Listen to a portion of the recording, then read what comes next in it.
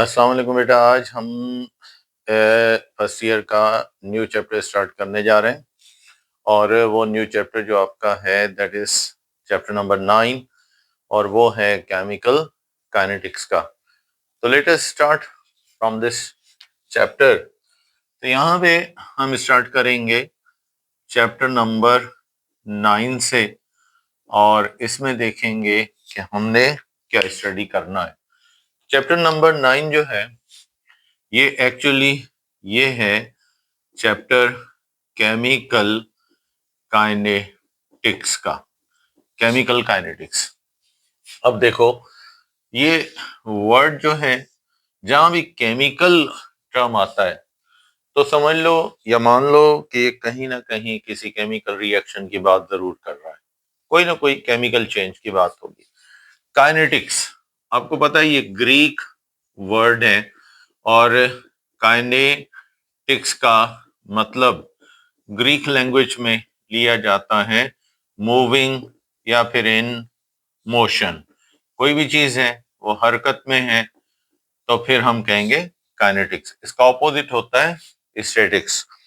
तो chemical kinetics जो है ये केमिस्ट्री में एक ब्रांच को तस्वुर करते हैं और केमिकल काइनेटिक्स में असल में आप पढ़ते क्या है, यानी ये सारी बातें जो रिएक्शन से ताल्लुक रखती हैं, यानी सिंपल वर्ड्स में branch of chemistry.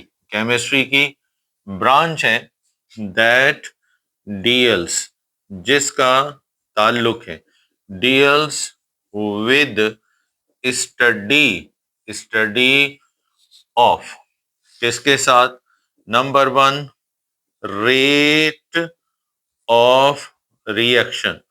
Rate of reaction क्या है ये आपको बताएगी।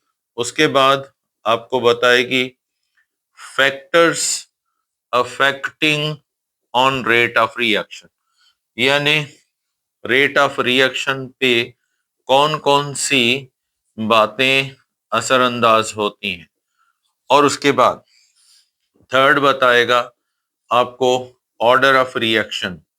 तो ये इसके आमतौर पर और बहुत सारी बातें होंगी, order of reaction, molecularity of reaction.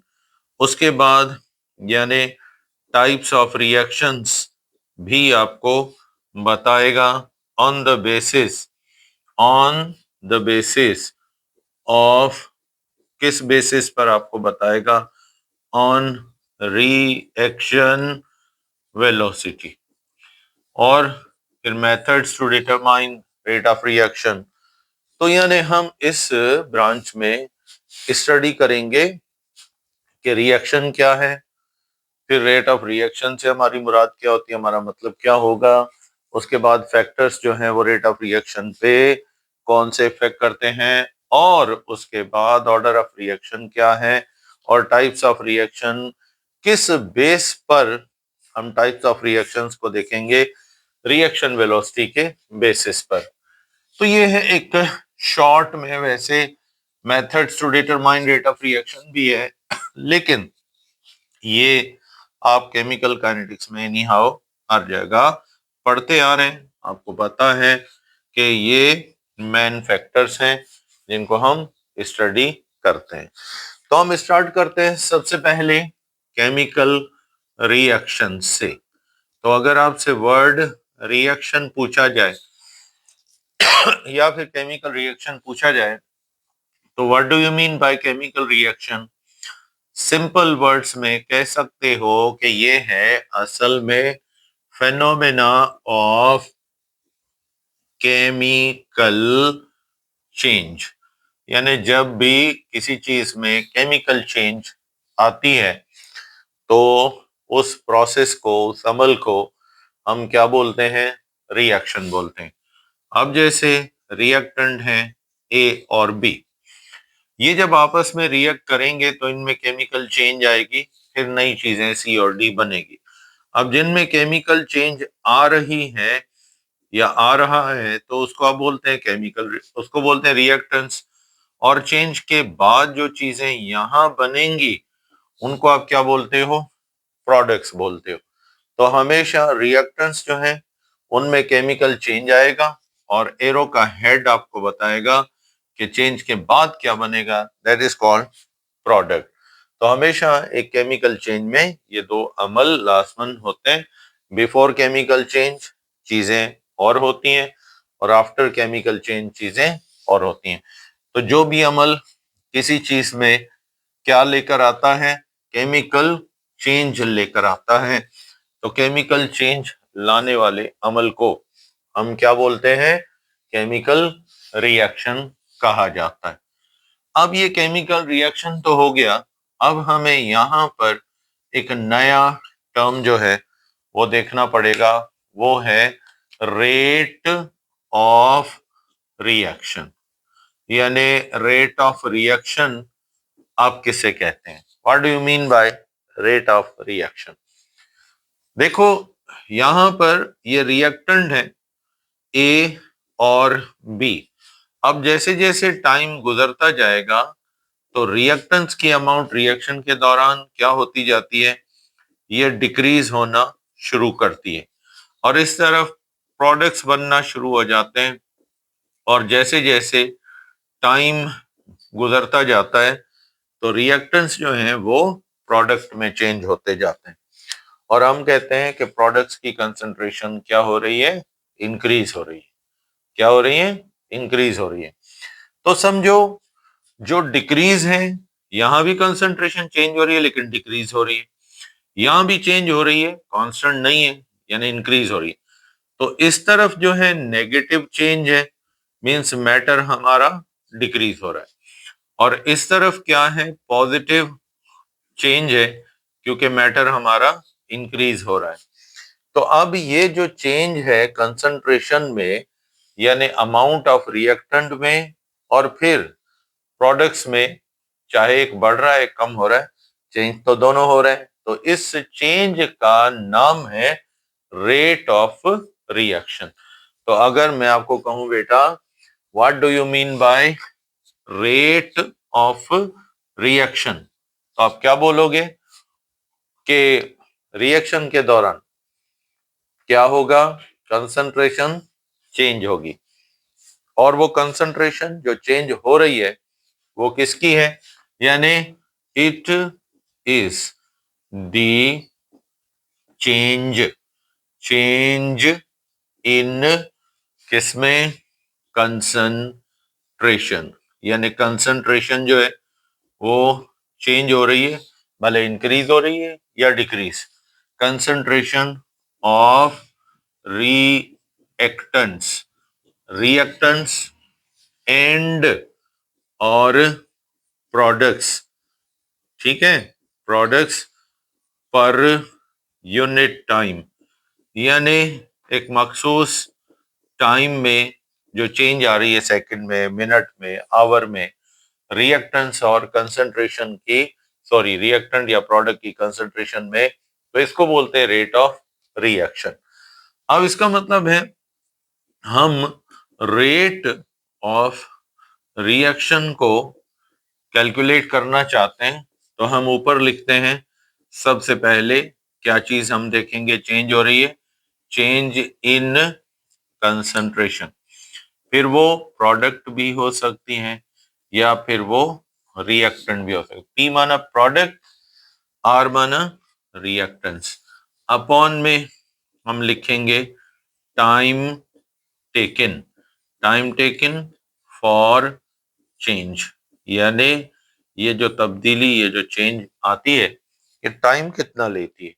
सारे रिएक्टेंट जो है वो चेंज होकर प्रोडक्ट में चले गए, टाइम कितना लगा।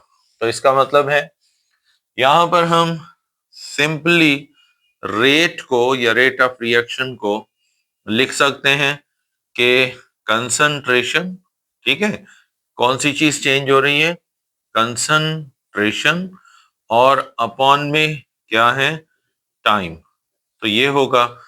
अब चेंज ऑफ कंसंट्रेशन को आप डेल्टा से यूं लिख लो और चेंज ऑफ टाइम, तो यहां डेल्टा, यहां पे अब डेल्टा की जगह चेंज के लिए क्या लिख सकते हो, छोटा डी, dx यानी change of concentration upon dt यानी चेंज इन टाइम।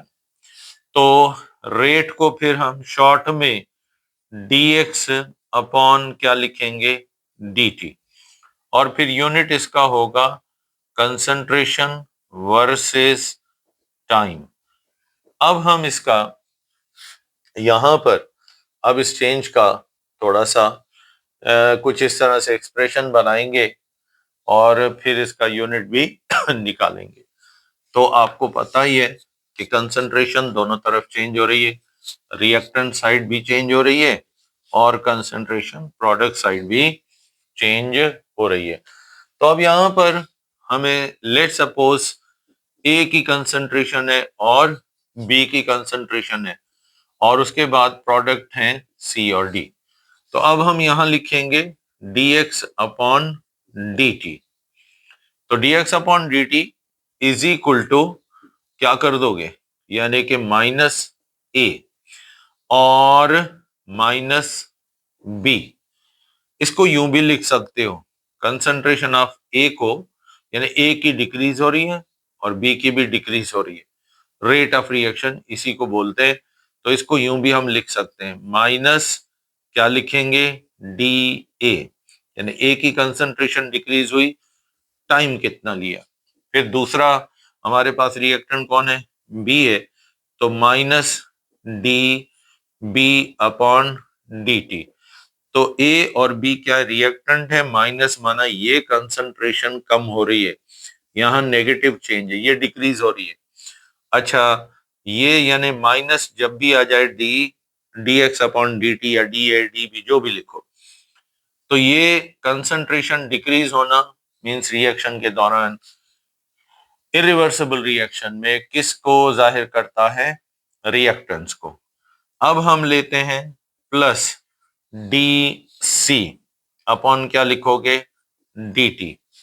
प्लस माना अब ये बढ़ रहा है तो यहाँ पॉजिटिव चेंज है, तो plus D C upon D T या plus D capital D upon D T.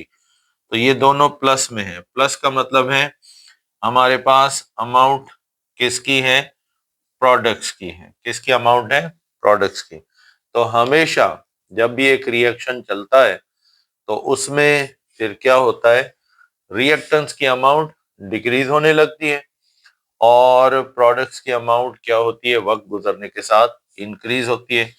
तो dx अपॉन dt जो है वो अगर नेगेटिव है तो समझो रिएक्टेंट है, और dx अपॉन dt अगर पॉजिटिव है तो समझो प्रोडक्ट है। यानी dx अपॉन dt प्लस में है तो समझो बात किसकी कर रहा है, प्रोडक्ट्स की कर रहा है, क्योंकि ये बढ़ते जाते हैं।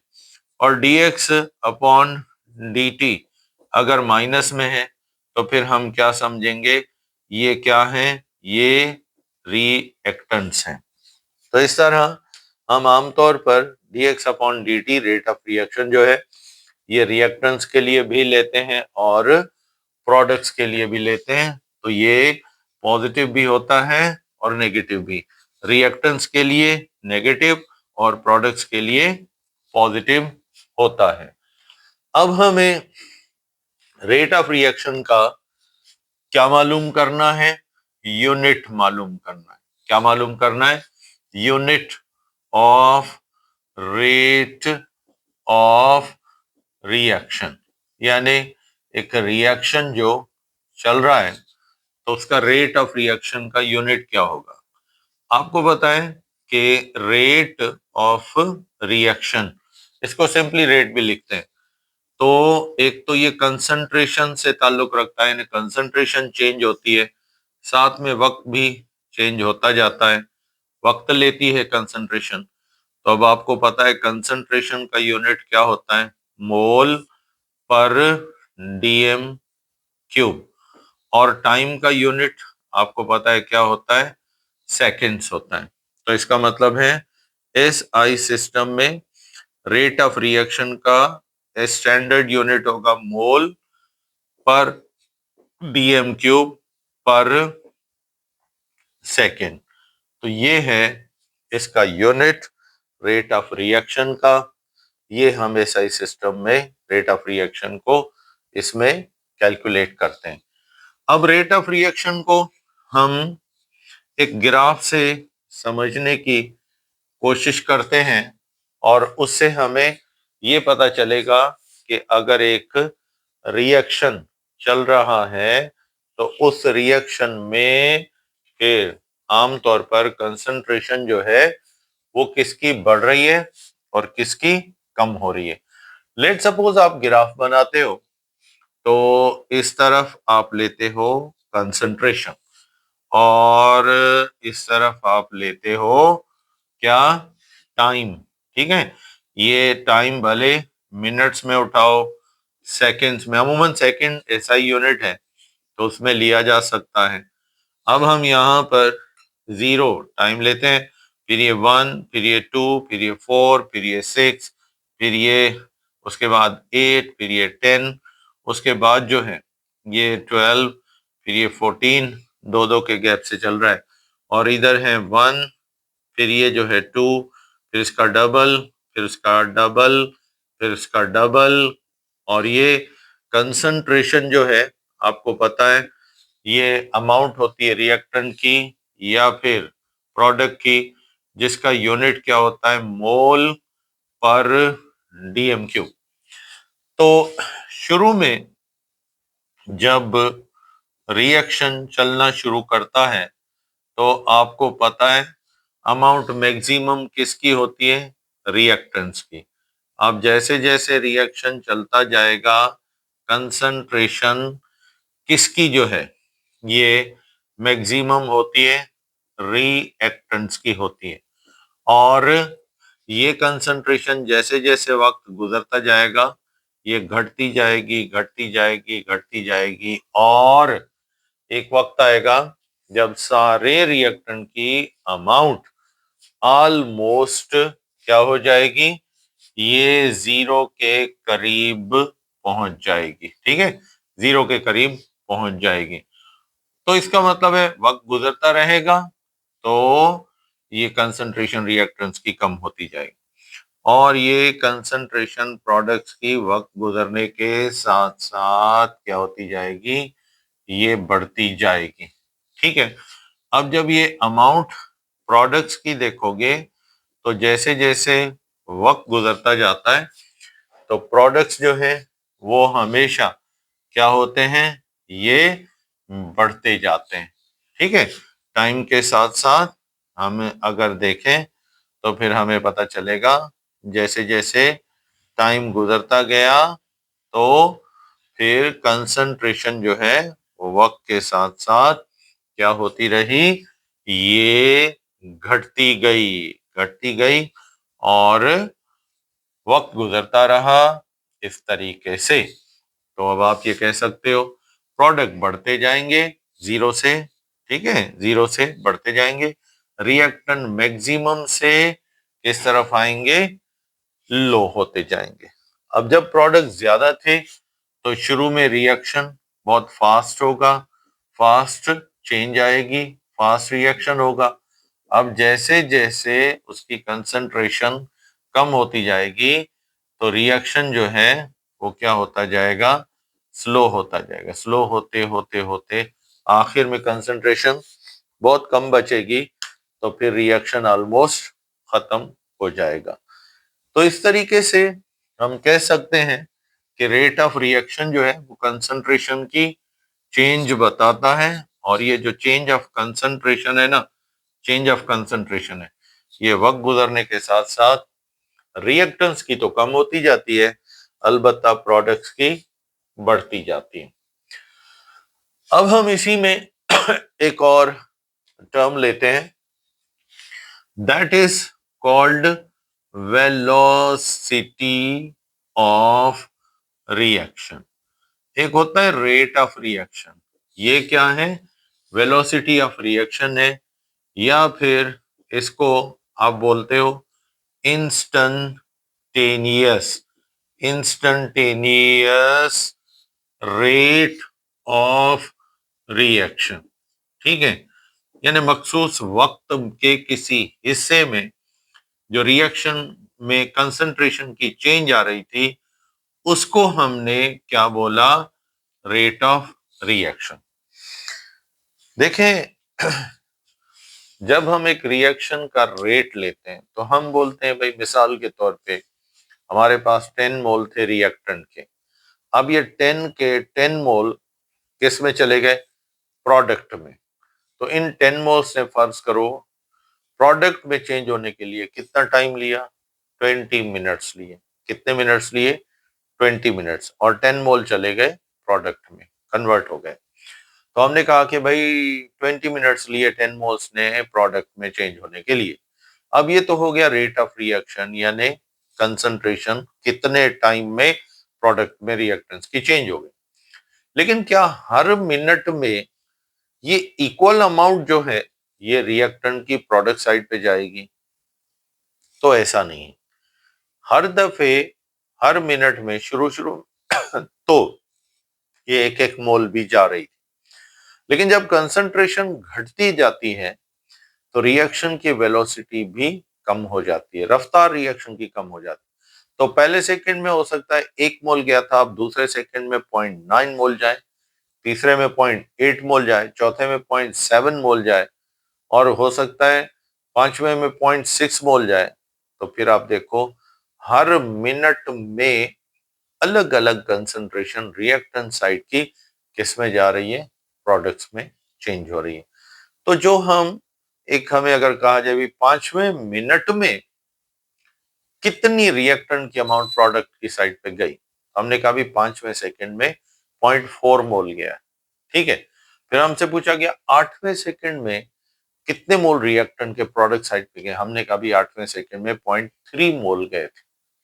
तो ये जो पर्टिकुलर मोमेंट ऑफ टाइम है, एक टाइम का मखसूस अरसा है, कोई एक पर्टिकुलर मोमेंट ऑफ टाइम है, इंस्टेंटेनियस है, एक हमारे पास टाइम फ्रेम है। अब उस दौरान कितनी कंसंट्रेशन किस तरफ गई है? रिएक्टेंट साइड पर गई है। तो हम उसको क्या बोलते हैं? Velocity of reaction.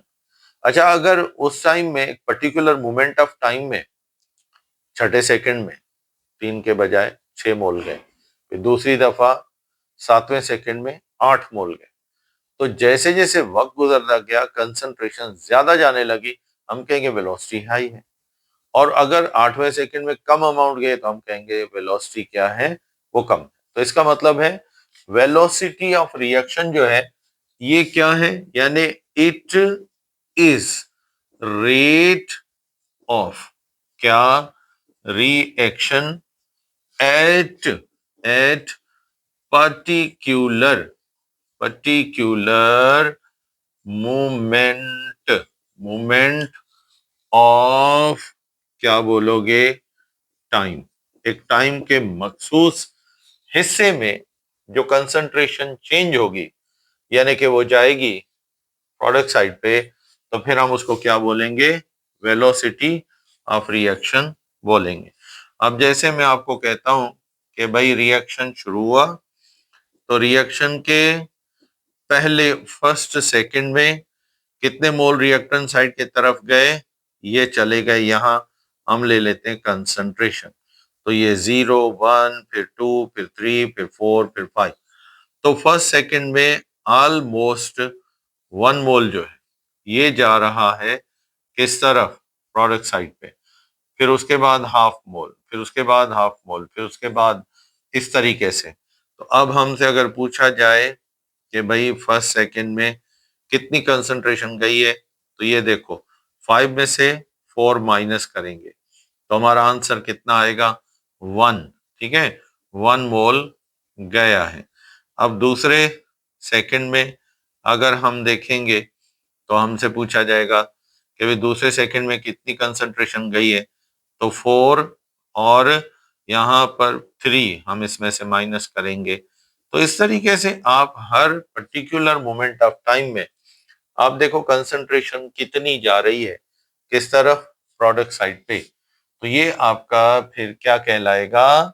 ये कहलाएगा वेलोसिटी ऑफ रिएक्शन। तो क्योंकि यहाँ पर वेलोसिटी ऑफ रिएक्शन में भी बात कंसंट्रेशन की चेंज की है और टाइम के चेंज की है, तो इसलिए याद रखो वेलोसिटी ऑफ रिएक्शन जो है वो होगी किसी मखसूस सेकंड में या मिनट में कितनी चेंज आई। तो कंसंट्रेशन यहाँ भी चेंज होगी, पर टाइम जो है वो कोई पर्टिकुलर मोमेंट होगा। तो यहाँ पर वेलोसिटी ऑफ रिएक्शन का यूनिट भी वही होगा, यानी मोल पर डीएम क्यूब पर सेकेंड। क्यों? यहाँ मोल पर डीएम क्यूब कंसंट्रेशन है, और टाइम जो लिया पर्टिकुलर सेकंड में, पांचवें में, छठे सेकंड में, सातवें सेकंड में कितनी चेंज आई, तो ये कहलाएगी हमारी वेलोसिटी ऑफ रिएक्शन। तो ये वेलोसिटी और रेट ऑफ रिएक्शन ओवरऑल लेते हो, और velocity of reaction at the particular moment of time, किसी मखसूस अरसे में कितनी कंसंट्रेशन रिएक्टेंट्स की प्रोडक्ट साइड पे जा रही है। छठे में सेकंड में कितनी गई, सातवें में कितनी गई, पहले में कितनी गई, ये वेलोसिटी। अब हम आते हैं rate law. Rate law and उसके बाद रेट कांस्टेंट। क्या? Rate constant expression. यानी एक तो हमारा है रेट लॉ और दूसरा हमारा क्या है, रेट कांस्टेंट एक्सप्रेशन। अब देखो, लेट सपोज मैं यहां पे ये रिएक्टेंट ए लेता हूं, इसके मोल 2 3 है, इसको एम से डिनोट करता हूं।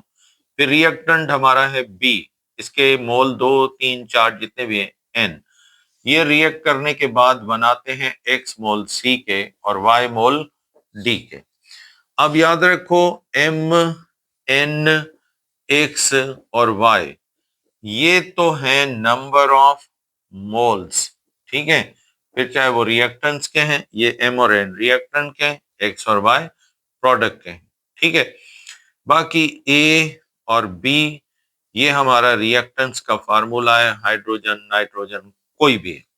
अच्छा, सी और डी ये हमारे असल में क्या है, ये हैं प्रोडक्ट्स, ठीक है। कोई भी बनता है उनसे, ये है। अब मैं आपको कहता हूं कि हमें रेट ऑफ रिएक्शन की बात करें, तो ये रिएक्शन क्योंकि इरिवर्सिबल है, तो ये सिर्फ एक ही डायरेक्शन में चलते हैं, और वो डायरेक्शन कौन सा वाला है, फॉरवर्ड डायरेक्शन। कौन सा वाला डायरेक्शन है, फॉरवर्ड डायरेक्शन वाला रिएक्शन है। तो फॉरवर्ड डायरेक्शन में जब ये चलता है तो फिर ये प्रोडक्ट्स बनती हैं। अब हम सिंपल वर्ड्स में इसका क्या बनाते हैं, कैलकुलेट करते हैं कि भाई रेट ऑफ रिएक्शन कैसे कैलकुलेट करें।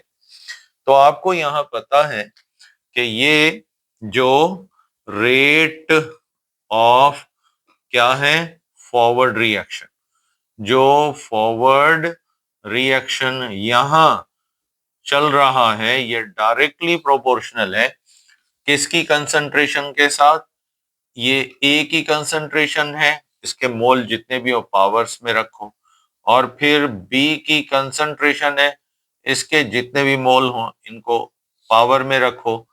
अब ऐसा करो, साइन ऑफ प्रोपोर्शनलिटी को हटाओ, तो फिर हमारा बनता है rate of reaction is equal to, ये बनता है कि क्योंकि प्रोपोर्शनलिटी को हटाएंगे कोई ना कोई कांस्टेंट लगाएंगे।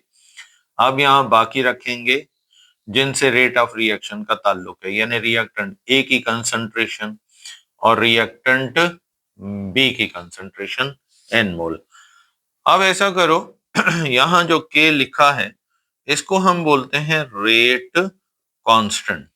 अब रेट कांस्टेंट जो है, ये जब कंसंट्रेशन एक रिएक्शन में क्या हो, rate of reaction fix constant हो जाए, जब उसकी कंसंट्रेशन, उसका प्रेशर, उसका टेम्परेचर कांस्टेंट रखें, तो फिर चेंज ऑफ कंसंट्रेशन भी पर यूनिट टाइम फिक्स हो जाती है। ये प्रोडक्ट साइड पे जाती रहती है, ये कांस्टेंट हो जाती है, तो फिर इसको बोलते हैं रेट कांस्टेंट। अब ये हमारा एक्सप्रेशन बन गया, इसको हम यूं भी लिख सकते हैं। अब रेट ऑफ रिएक्शन को आप क्या लिखोगे, dx upon dt is equal to K into reactant A की कंसंट्रेशन मोल m, फिर रिएक्टेंट बी की कंसंट्रेशन मोल n, ये जो हमने एक्सप्रेशन बनाया है जिसमें हमने कंसंट्रेशन को टाइम के साथ कंपेयर किया, रेट ऑफ रिएक्शन से कंसंट्रेशन का, इस इक्वेशन को हम बोलते हैं रेट लॉ भी बोलते हैं, या इसको हम बोलते हैं rate constant, rate constant expression भी हम इसको कहते हैं।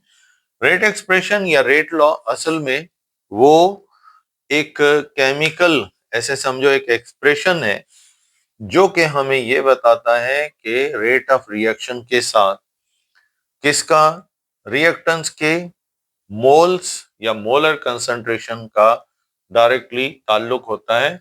जब उनकी कंसंट्रेशन को कांस्टेंट रखा जाए तो फिर ये कांस्टेंट रेट ऑफ रिएक्शन बन जाता है। तो इसको बोलते हैं रेट कांस्टेंट एक्सप्रेशन। क्या बोलते हो इसको? रेट कांस्टेंट एक्सप्रेशन इसको बोला जाता है या कहा जाता है। और इसमें के जो है ये एक रेट कांस्टेंट कहलाता है। अब हमें कोई भी इक्वेशन मिलेगी तो उसका रेट लॉ या रेट कांस्टेंट एक्सप्रेशन कैसे बनाएंगे।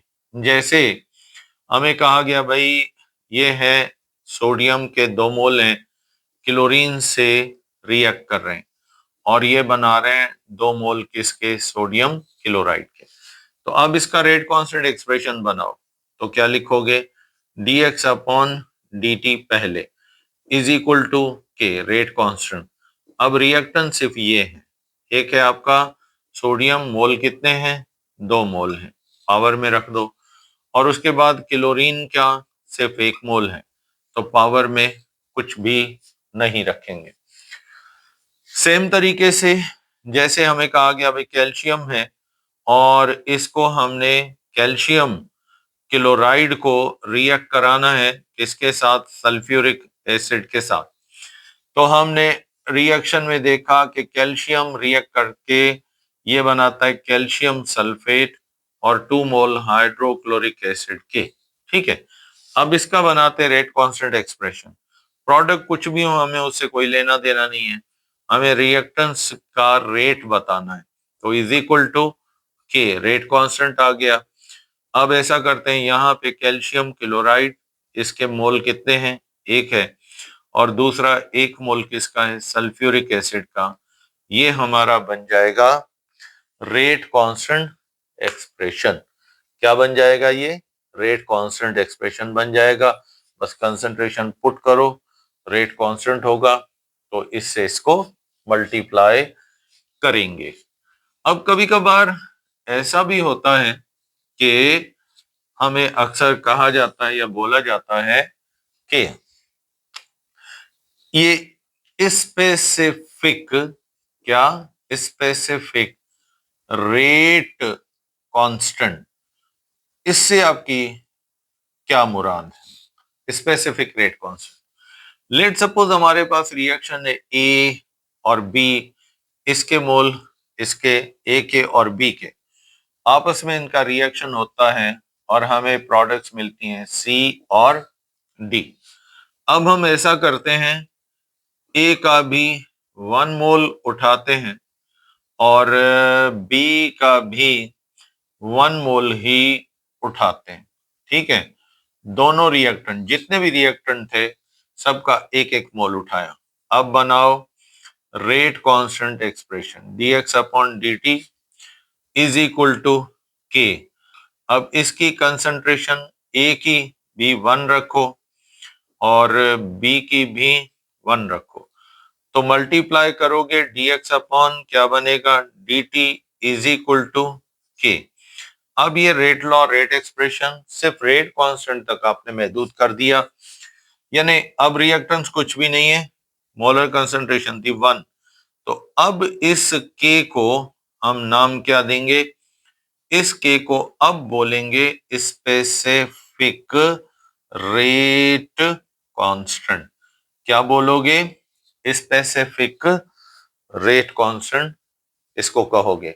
क्यों, हर एक रिएक्टेंट की कंसंट्रेशन मोल्स की 1-1 मोल हमने ली है, तो इसलिए याद रखें कि हमें जब भी रेट ऑफ रिएक्शन मिलता है तो ही हम स्पेसिफिक रेट कांस्टेंट मालूम कर सकते हैं, कैलकुलेट कर सकते हैं। और यहाँ स्पेसिफिक रेट कांस्टेंट से मुराद जहां हर रिएक्टेंट की मोलर कंसंट्रेशन कितनी हो, 1 हो, यूनिटी हो, तो फिर जो भी रेट कांस्टेंट मिलेगा हमें उसको क्या बोलेंगे, स्पेसिफिक रेट कांस्टेंट। अब इसका हम यूज क्या करते हैं, हाउ टू डिटरमाइन, क्या डिटरमाइन करना है, रेट ऑफ रिएक्शन, एक तो रेट ऑफ रिएक्शन और दूसरा एंड और क्या, रेट कांस्टेंट, यानी रेट ऑफ रिएक्शन और रेट कांस्टेंट यानी के। अब रेट ऑफ रिएक्शन जो है उसका पता है आपको, dx अपॉन dt ये है, और रेट कांस्टेंट क्या है, k है। तो इनको मालूम कैसे करते हैं, ये आपको रेट लॉ बताएगा, रेट एक्सप्रेशन बताएगा जो अभी हमने बनाया। एक इक्वेशन है जिसमें रिएक्टेंस का रिलेशन बताते हैं रेट ऑफ रिएक्शन के साथ in terms of exponents of the molar concentration. तो अब फिर रेट ऑफ रिएक्शन कितने गुना बढ़ेगा, कंसंट्रेशन कितनी करेंगे। मिसाल के तौर पे हमारे पास यहां पर है ए का 1 मोल है और बी के 2 मोल है, और ये रिएक्ट करके सी के 3 मोल बनाते हैं और डी का 1 मोल बनाते हैं। अब ये कहता है कि यहां पे क्वेश्चन दिया, रिएक्शन दे दिया, कहता है हाउ मैनी टाइम्स, कितने गुना, क्या होगा, rate of reaction, rate of reaction will increase, कितने गुना रेट ऑफ रिएक्शन इंक्रीज होगा इफ, अगर concentration of reactant A, reactant B क्या करें, इज डबल्ड। ठीक है, इसकी कंसंट्रेशन डबल करते हैं। ठीक है, तो अब देखते हैं and A is kept up to 1 mole. भाई ए की 1 मोल कंसंट्रेशन रखते हो, अलबत्ता बी को क्या कर देते हो, डबल। ठीक है ना, 2 गुना बढ़ा देते हो। तो अब बताओ रेट ऑफ रिएक्शन कितने गुना बढ़ेगा, रेट ऑफ रिएक्शन कितने गुना बढ़ेगा। तो अब हम यहां पर इस क्वेश्चन को हल करते हैं। सबसे पहले इसके लिए हम क्या बनाएंगे, रेट कांस्टेंट एक्सप्रेशन बनाएंगे।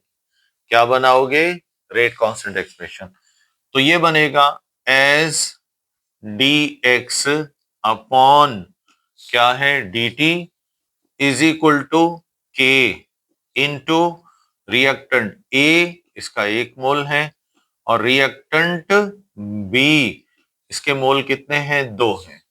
तो यहां पे कर देंगे 2, क्या कर दोगे, 2।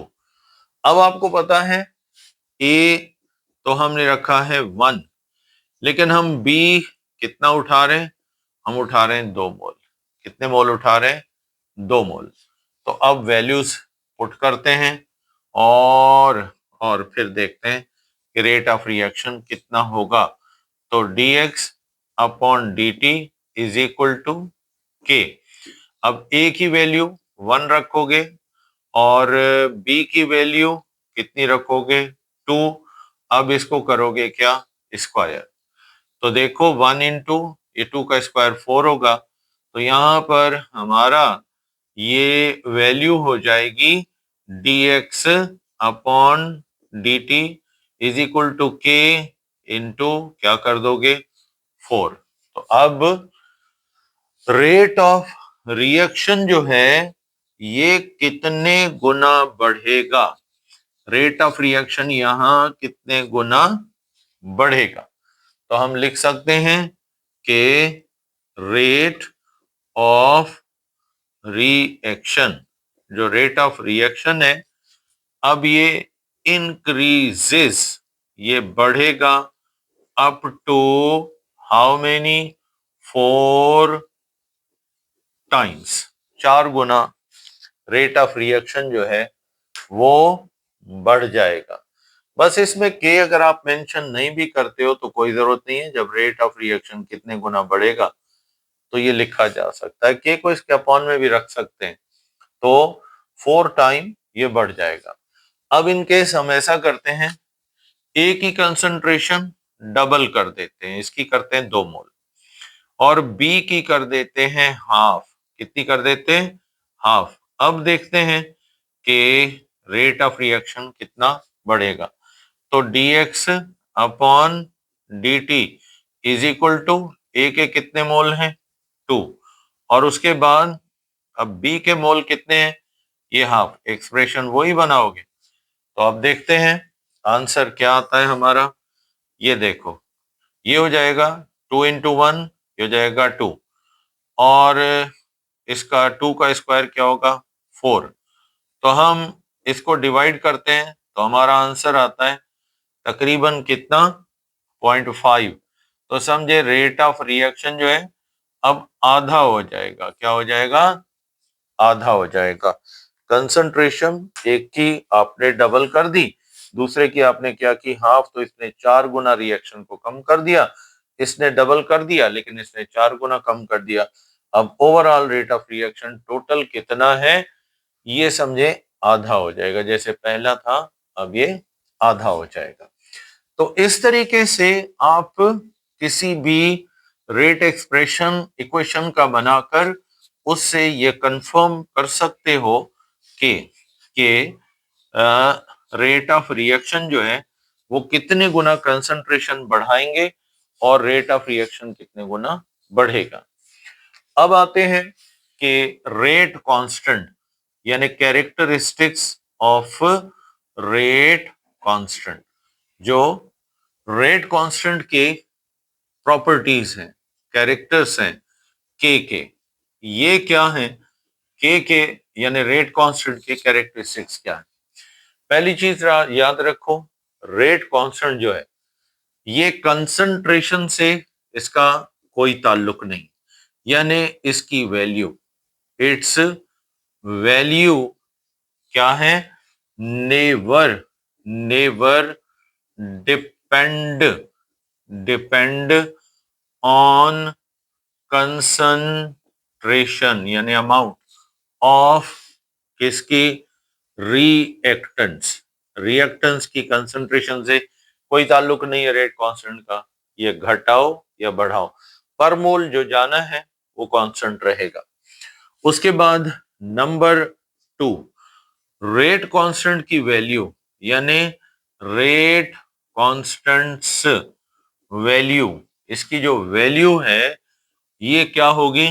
वैल्यू ये क्या होगी? चेंजेस। ये चेंज होगी व्हेन, क्या होगा? व्हेन टेम्परेचर, क्या? टेम्परेचर जो है, टेम्परेचर ऑफ रिएक्शन क्या है? चेंजेस। जब ये वैल्यू टेम्परेचर चेंज होगा तो रेट कांस्टेंट की वैल्यू भी चेंज होगी, और ये डायरेक्टली प्रोपोर्शनल होती है टेम्परेचर के साथ जो रिएक्शन का होता है। जब रिएक्शन का टेम्परेचर बढ़ाएंगे तो रेट कांस्टेंट की वैल्यू भी बढ़ जाएगी। अगर रिएक्शन का टेम्परेचर कम कर दोगे तो रेट कांस्टेंट की वैल्यू भी कम हो जाएगी। अब यहाँ पे बाकी रेट ऑफ रिएक्शन जो है ना, वो अलबत्ता ये रेट ऑफ रिएक्शन जो है इसका याद रखना, ये कंसंट्रेशन से डायरेक्टली प्रोपोर्शनल होता है। पर कंसंट्रेशन किसकी?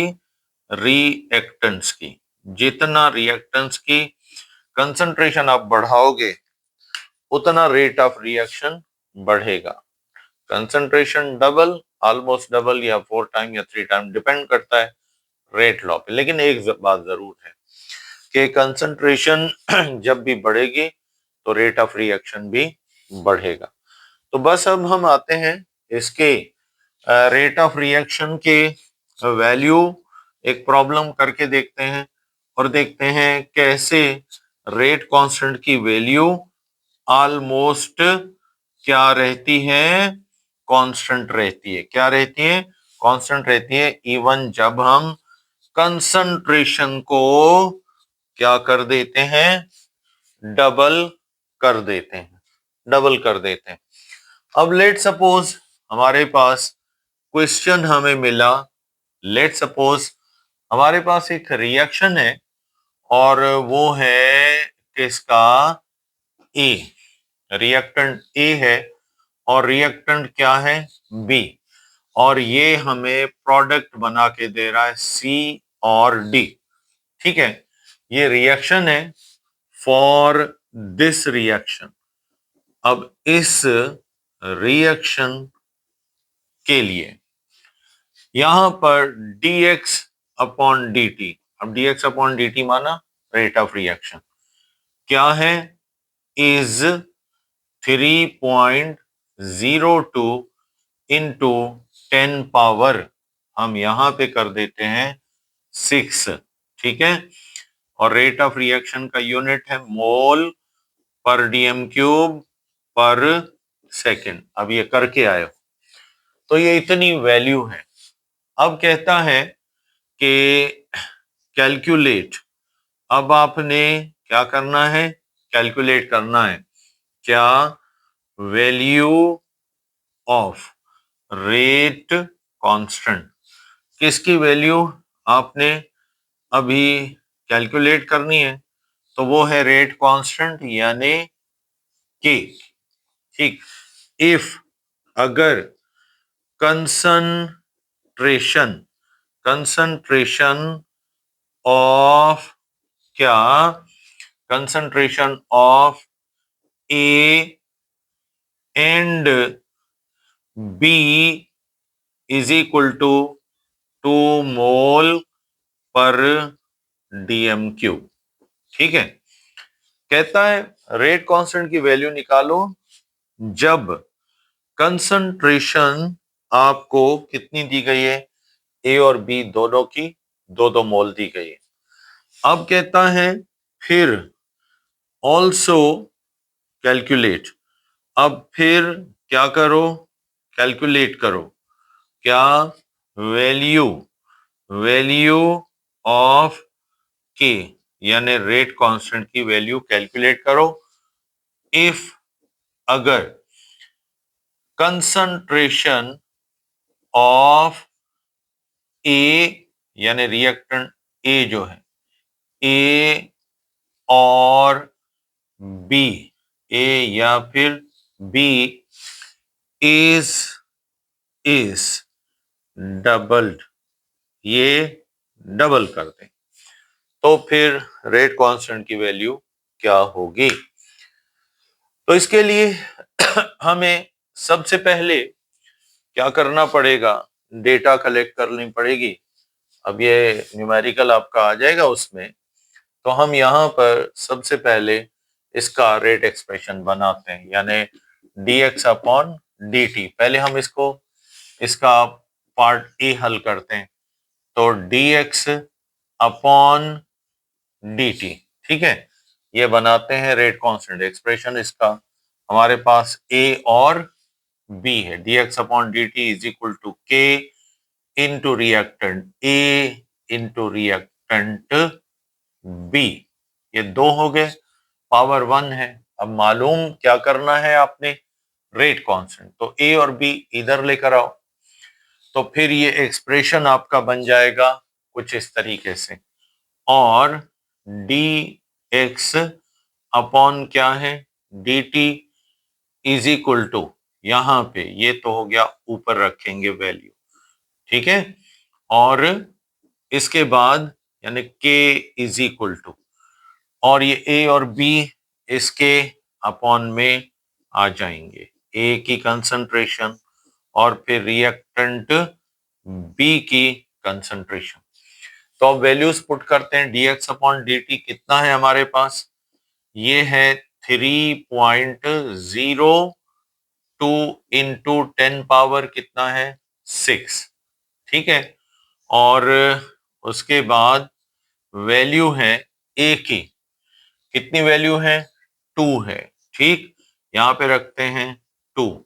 और फिर बी की वैल्यू भी कितनी है 2 मोल है। अब देखते हैं कि रेट कांस्टेंट की वैल्यू क्या मिलती है आपको। तो आप यहां पर देखते हो ये हो जाएगा 3.02 इंटू 10 पावर 6। अब अपॉन में 2 इंटू 2 करोगे कितना हो जाएगा 4, ठीक है। अब इसको करते हैं डिवाइड। समझ लो हम इसका भी डेसिमल हटा देते हैं, इसको 2 जीरो लगा देते हैं, इसका भी डेसिमल हटा देते हैं। तो अब 302 है, इसको 4 से क्या करना है तकसीम करना है, तो नहीं जाएगा डेसिमल, अब हो जाएगा 3020। तो इसको फिर आप लगाएंगे पहाड़ा 8 टाइम, तो ये हो जाएगा 32, तो 7 28, फिर बचेंगे 200। 200 पे नहीं जाएगा, फिर हम उसको लगाएंगे 0, हो जाएगा 2005। तो हमारा आंसर आ रहा है 0.75 इंटू 10 पावर 6 रेट कांस्टेंट की वैल्यू। किसकी वैल्यू है ये, अब हमें रेट कांस्टेंट मिल गया, कितना मिला 0.76। अब अगर डेसिमल इस तरफ ले जाओ 2 डिजिट, तो इसका पावर और कम कर दो, तो ये हो जाएगा 75 इंटू 10 पावर 4। तो ये आपके के की वैल्यू मिल गई जब कंसंट्रेशन कितनी थी हर एक रिएक्टेंट की 2 मोल। कितनी कितनी कंसंट्रेशन थी 2 मोल थी हर एक रिएक्टेंट की। अब हमें लेट सपोज किसी एक की कंसंट्रेशन क्या कर देते हैं, डबल कर देते हैं, किसी एक की कंसंट्रेशन डबल कर देते हैं। अब बी, इफ कंसंट्रेशन दोनों की बराबर हम किसी एक की कर दें, concentration of A, reactant A is double, ये डबल कर देते हैं, तो फिर रेट ऑफ रिएक्शन कितने गुना बढ़ेगा। के को हाल फिलहाल छोड़ें, ये था ए और दूसरा क्या था बी। भाई इसमें ए की कंसंट्रेशन तो पुराने वाली रखो, ओ सॉरी डबल कर दो। अब पहले तो 2 मोल उठाई थी, अब यहां पे 2 का डबल क्या हो जाएगा 4, और बी का तो आपने रखा ही 2 है, तो देखते हैं।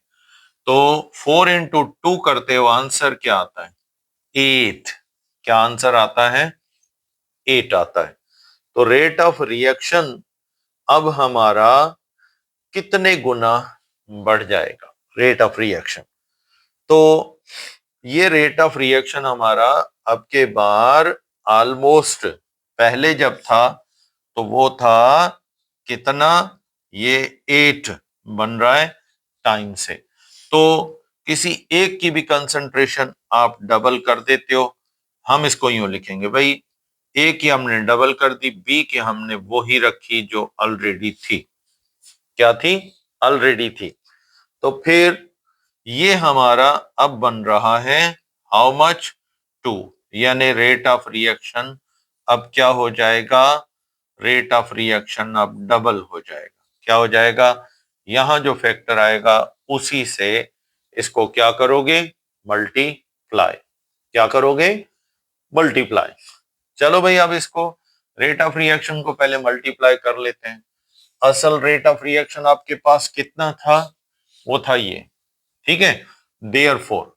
तो इसका मतलब फिर क्या हुआ कि हमारे पास रेट ऑफ रिएक्शन जो था 3.02 10 पावर क्या था 6 था, क्योंकि कंसंट्रेशन किसी एक की भी हमने डबल की, तो रेट ऑफ रिएक्शन जो है ये भी क्या हो गया डबल।